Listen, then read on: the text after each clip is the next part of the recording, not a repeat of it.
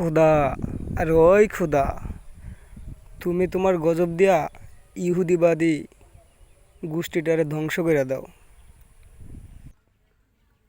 খোদা, গাজার নিষ্পাপ মাসুম বাচ্চাগুলার জন্য কি তোমার মায়া হয় না? তুমি তো রহমতের সাগর। পুরা বিশ্বের মুসলমান গাজার উপরে এত নির্যাতন করতেছে ইহুদিবাদীরা, কোনো মুসলমানের প্রতিবাদ করতেছে না। আচ্ছা, মুসলমান তো একজন আরেকজনের ভাই বোন, কিন্তু কেন মুসলমান প্রতিবাদ করতেছে না? আল্লাহ, তোমার রহমতের নজরে গাজাবাসীর দিকে তুমি তাকাও, পুরা ইহুদিবাদীকে তুমি ধ্বংস করার তৌফিক দান করে দাও।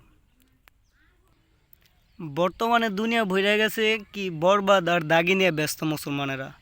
আর বড় বড় আরব দেশের মানুষগুলা হয়তো বা ঈদের আনন্দ, ঈদ নিয়েই ব্যস্ত, কিন্তু আমাদের গাজাবাসীর মুসলিম ভাই ও বোনদেরকে নির্যাতন করে এবং জ্বালিয়ে পুড়ে ছারখার করে দিতেছে। এটার প্রতি কারো মায়া হয় না? আচ্ছা, মানুষ হয়ে কীভাবে পারে এভাবে মুখ সহ্য করে থাকতে? আমি চাই পৃথিবীর বুকে যত মুসলমান দেশ আছে প্রত্যেকটা মুসলমান ভাই ও বোন সবার উপর যুদ্ধ ফরজ হয়ে গেছে। গাজাবাসীর দিকে সবাই এগিয়ে যাও। আর এই ভিডিওটা যাদের সামনে যাবে সবাই বিশেষ করে শেয়ার করে দেবা, বিশ্বের ভিতর সকল মানুষের কাছে যাতে ভিডিওটা চলে যায়।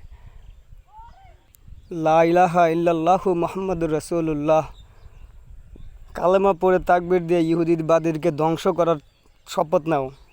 ইহুদি বলতে কোনো জাতিই থাকবে না বিশ্বের ভিতরে। ইহুদিরা মুসলমানের ইমান নিয়ে খেলা করে, মুসলমানগুলোর জ্বালিয়ে পুড়ে ছারখার করে দিতেছে।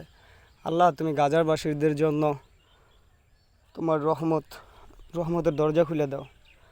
তো গাইজ, সবাই ভিডিওটা বেশি বেশি শেয়ার করে দেবা, আর যাদের সামনে যাবে সবাই অবশ্যই শেয়ার করে দেবে, অন্যকে দেখার সুযোগ করে দেবা। তো ভালো থাকবা, সুস্থ থাকবা। আল্লাহ হাফেজ, টেক কেয়ার।